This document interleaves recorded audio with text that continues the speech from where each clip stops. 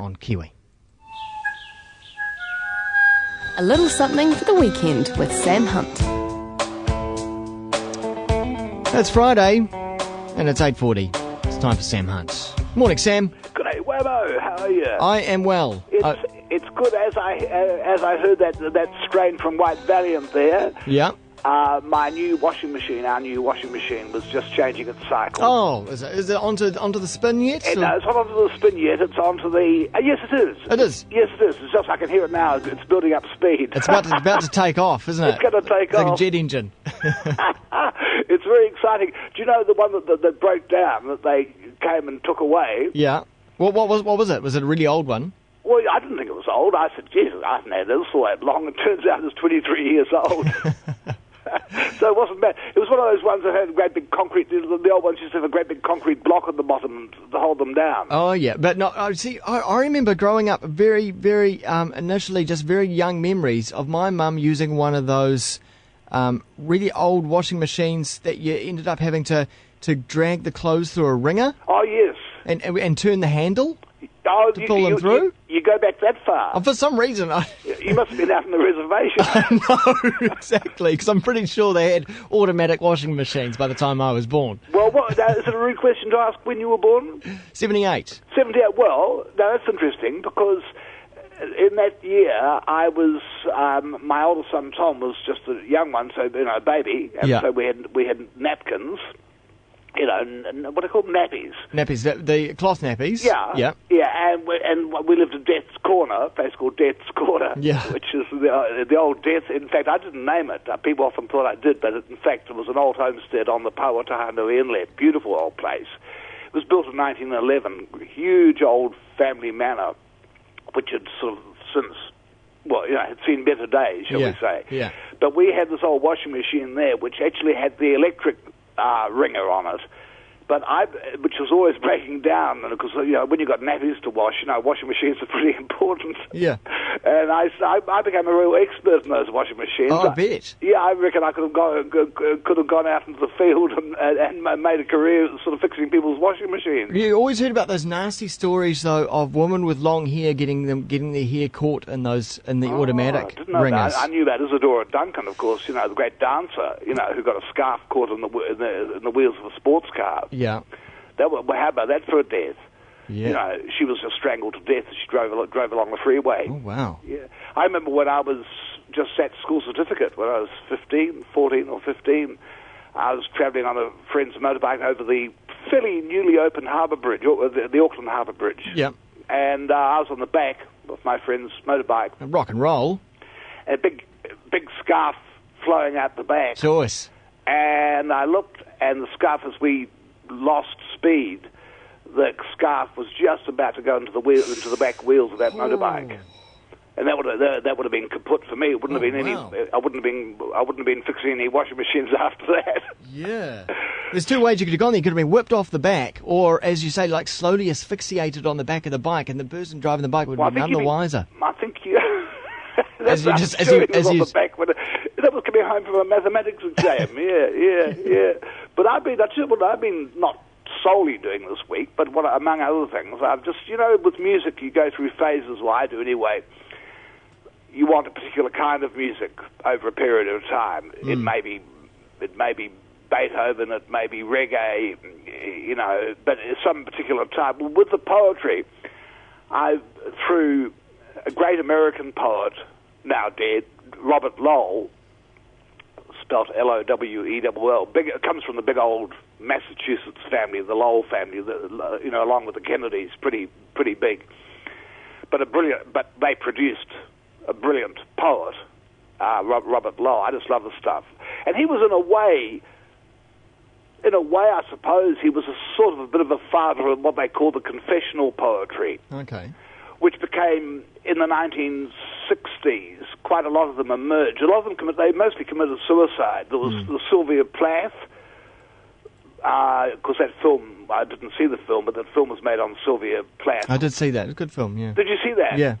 I know the actress, Gwyneth. What's her name? Surname? Gwyneth Paltrow. Yeah, I met her. Oh, did you? Yeah. A few times. She's Australian, isn't she? She's Australian. Yeah.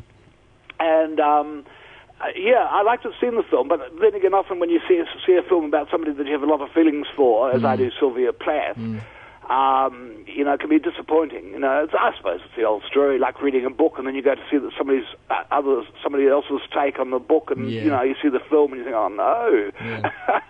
I think in the history of, I'm not a great film guy. I live, as you know, in the sticks, and so we don't get to go to the movies much, but.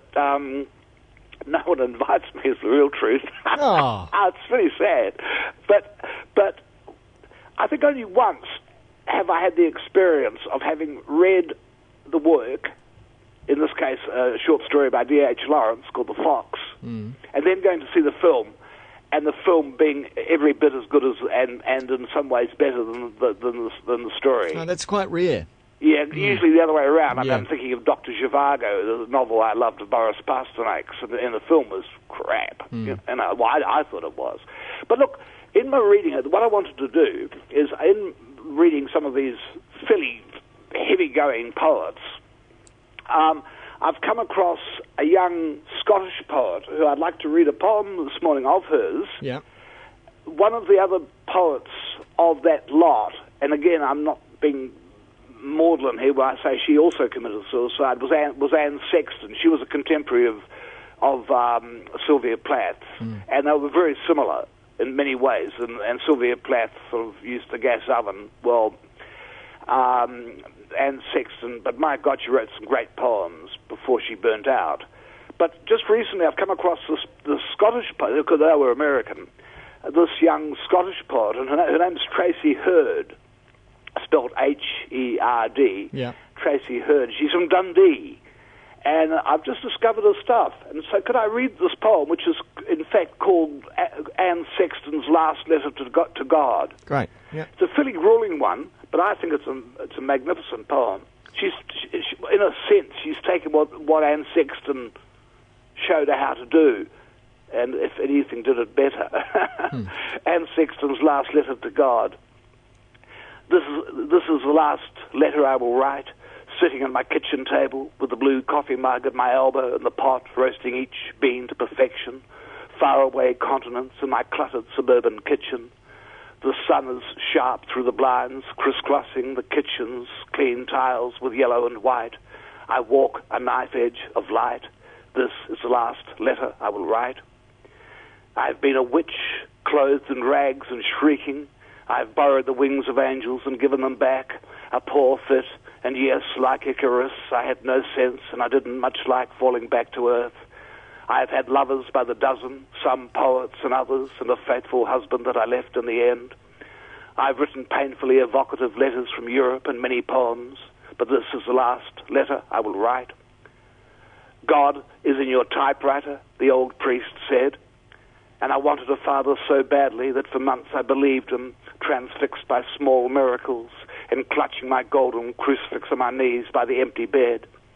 Lately, I've given a few well-received readings in my high heels and my favorite red dress, the posters that displayed me in defiant pose.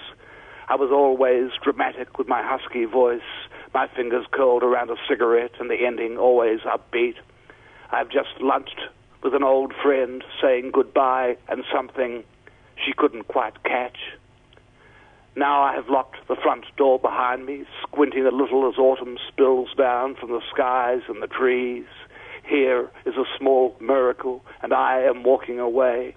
I wrap my mother's fur coat tightly around me, although I have no need of its warmth today.